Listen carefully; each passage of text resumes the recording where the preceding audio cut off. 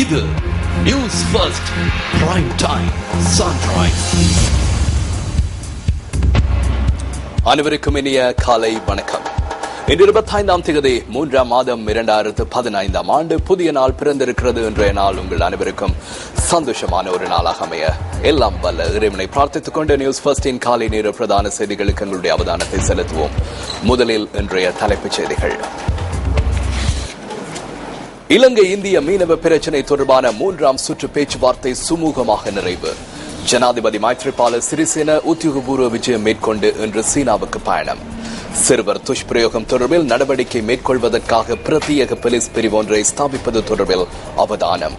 விபத்துக்குள்ளான ஜெர்மன் விமானத்தில் பயணித்த 150 பயணிகளும் உயிரிழந்திருக்கலாம் என சந்தேகம். இவை எமது தலைப்புச் செய்திகள்.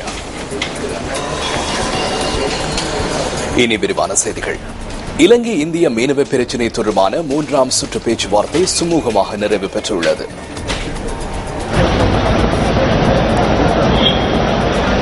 சென்னை தேனாம்பேட்டையில் உள்ள மீன்வளத்துறை செயலகத்தில் நேற்றிரவு 8 மணி வரை இந்த பேச்சுவார்த்தை இடம்பெற்றதாக இலங்கை சார்பில் இந்த பேச்சுவார்த்தையில் கலந்து கொண்ட இலங்கை கடற்றொழில் மகா சம்மேளனத்தின் பணிப்பாளர் SD சதாசிவம் நியூஸ் ஃபர்ஸ்டுக்கு கூறினார். இதன்போது தமிழக மீனவ பிரதிநிதிகளால் 7 அம்ச கோரிக்கை முன்வைக்கப்பட்டுள்ளது. இந்த கோரிக்கைகள் தொடர்பாக ஜனாதிபதி தலைமையில் நடைபெறவுள்ள வடமாகாண கடற்றொழில் அபிவிருத்தி கூட்டத்தில் ஆராய்ந்து பதிலளிப்பதாக இலங்கை பிரதிநிதிகள் உறுதியளித்ததாகவும் இலங்கை கடற்றொழில் மகா சம்மேளனத்தின் பணிப்பாளர் SD சதாசிவம் தெரிவித்தார். இலங்கை இந்திய மீனவர் பேச்சுவார்த்தை நேற்றைய தினம் இந்தியாவிலே மீன்வளத்துறை செயலகத்திலே காலை 11 மணி முதல் இரவு 8 மணி வரை நடைபெற்றது. இந்த பேச்சுவார்த்தையின் போது இந்திய மீனவ தரப்பினால் 7 அம்ச கோரிக்கைகள் முன்வைக்கப்பட்டது.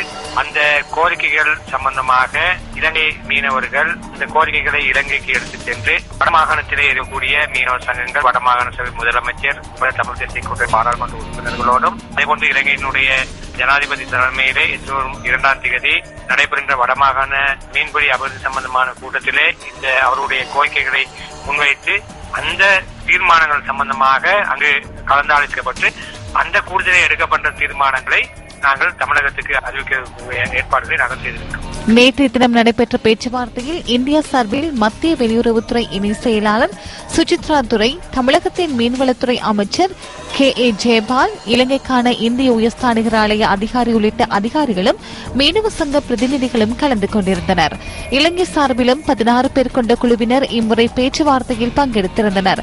இலங்கை இந்திய மீனவர் பிரச்சினை தொடர்பாக ஏற்கனவே நடைபெற்ற 2 சுற்று பேச்சுவார்த்தைகள் இணக்கப்பாடின்றி நிறைவு பெற்றிருந்தமை குறிப்பிடத்தக்கது.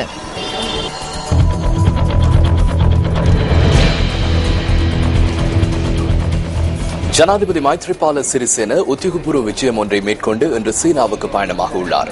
சீனாவுக்கு செல்லும் ஜனாதிபதி 3 நாட்கள் அங்கு தங்கியிருப்பார் என ஜனாதிபதியின் ஊடக பணிப்பாளர் தர்மஸ்ரீ பண்டார ஏக்கநாயக்க தெரிவித்துள்ளார்.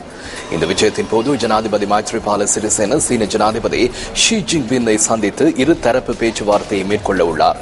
இதன்போது ஒப்பந்தங்கள் சிலவும் கைச்சாத்திடப்பட உள்ளதாக ஜனாதிபதியின் ஊடக பணிப்பாளர் மேலும் தெரிவித்துள்ளார்.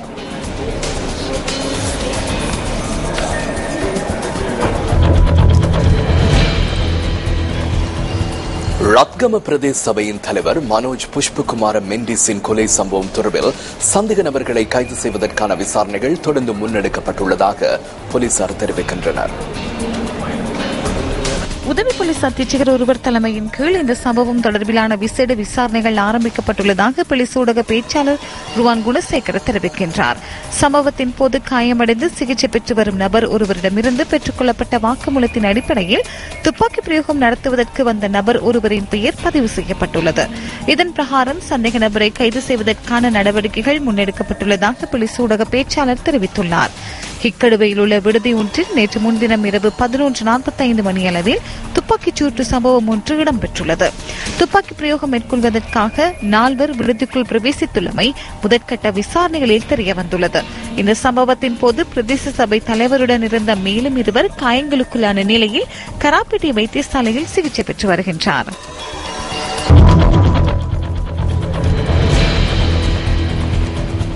சிறுவர் துஷ்பிரயோகம் தொடர்பில் நடவடிக்கை மேற்கொள்வதற்காக பிரத்யேக போலீஸ் பிரிவு ஒன்றை ஸ்தாபிப்பது தொடர்பில் கவனம் செலுத்தப்பட்டுள்ளது. புதிய போலீஸ் பிரிவை போலீஸ் தலைமையகத்தில் ஸ்தாபிப்பது தொடர்பில் ஆலோசித்து வருவதாக தேசிய சிறுவர் பாதுகாப்பு அதிகார சபை குறிப்பிட்டுள்ளது.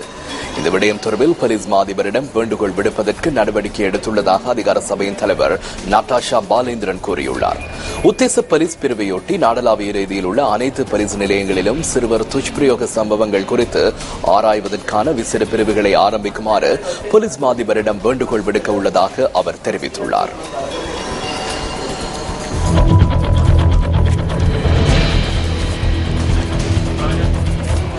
திருகோணமலை மாவட்டத்தில் யானைகளின் அட்டகாசம் அதிகரித்து வருவதாக அந்த பகுதி மக்கள் விசனம் தெரிவிக்கின்றனர்.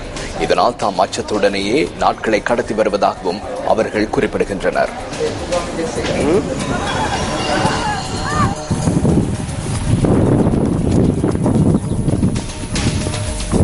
திருகோணமலை மாவட்டத்தின் கிண்ணியா பிரதேச செயலாளர் பிரிவிற்குட்பட்ட மணியரசன் குள கிராம மக்கள் தாம் நாளாந்தும் யானைகளினால் ஆபத்தை எதிர்நோக்குவதாக தெரிவித்துள்ளனர். தினந்தோறும் காட்டு யானைகள் கிராமத்திற்குள் வருகை தருவதாகவும் அவை மக்களின் இயல்பு வாழ்க்கையில் பாதிப்பை ஏற்படுத்துவதாகவும் மக்கள் தெரிவிக்கின்றனர். இந்த யானை பெரிய கஷ்டப்படுத்துது, இருக்கிற கொட்டல் எல்லாம் உடைக்குது, மற்ற தென்னம்பிள்ளை வாழையில் இதெல்லாம் அழிச்சு கொண்டு நிற்குது, வெள்ளாமே அழிக்குது. இதெல்லாம் பெரிய கஷ்டத்தின் மத்தியில் நாங்கள் வாழ்ந்து நிற்கிறோம். அதனால் எங்களுக்கு உரிய அதிகாரிகள் எல்லாம் ஒன்று சேர்ந்து எங்களுக்கு மின்சார வேலியை போட்டு தந்தால் தான் நாங்கள் இங்கே குடியிருக்கவோ இல்லை இந்த பயிர்களை பாதுகாக்கவோ முடியும். கடந்த 2 நாட்களில் மாத்திரம் 5 யானைகள் மணியரசன் குளத்திற்குள் நுழைந்துள்ளதாகவும் அவை அங்குள்ள பயிர்களுக்கு சேதம் விளைவித்துள்ளதாகவும் இந்த பகுதி மக்கள் விசனம் வெளியிடுகின்றனர். கிராமத்திற்கு நுழையும் காட்டு யானைகள் தென்னை மரங்கள், வாழை மரங்கள், வேளாண்மை பயிர்களையும் சேதம் செய்வதுடன் பாதுகாப்பு கோட்டிலையும் அழைத்து செல்வதால் மக்களின் வாழ்வாதாரம் பாதிக்கப்படுவதாக மக்கள் சுட்டிக்காட்டுகின்றனர். எங்களுக்கு எப்படி தெரியும், வேலி போட்டு தர பாருங்க, எங்களுக்கு எங்களோட பயிரெல்லாம் மிச்ச கஷ்டப்படுத்துது. இந்த பயிர் எங்களுக்கு வச்சு நாங்க அப்படி பாதுகாக்கிறதா இருந்தா நீங்க வேலி போட்டு தந்தா தான் இதை நாங்க பாதுகாப்போம். இல்ல போனா எவ்வளவோ நாங்க கஷ்ட நிலைமையில இருந்துகிட்டு இருக்கோம். நாங்க இதுல 5-10 ரூபா எடுக்கணும், இதை வித்து தான் வாழை மரம், இந்த தென்னம்பிள்ளை எல்லாத்தையும் அழிக்குது. காட்டு யானைகள் கிராமத்திற்குள் உள்நுழைவதை தடுக்க வேலிகள் அல்லது மின்சார வேலிகளை அமைத்து தருமாறு கிராம மக்கள் கோரிக்கை விடுக்கின்றனர். இது தொடர்பில் உரிய அதிகாரிகளிடம் தெரிவித்தும் எந்தவித நடவடிக்கைகளும் மேற்கொள்ளப்படவில்லை என மக்கள் கவலை வெளியிடுகின்றனர். இத்துடன் இன்றைய நாளுக்கான நியூஸ் பஸ்டின் காலை நேர பிரதான செய்தி அறிக்கை நிறைவு பெறுகிறது. எமது மணித்தியால செய்திகள் 10:25 இடம்பெறும். எமது அடுத்த பிரதான செய்தி அறிக்கையினை பிற்பகல் 1 மணிக்கு எதிர்பாருங்கள். வணக்கம். Hotline 0114-896-896 www.newsfirst.lk. Feedback at newsfirst.lk.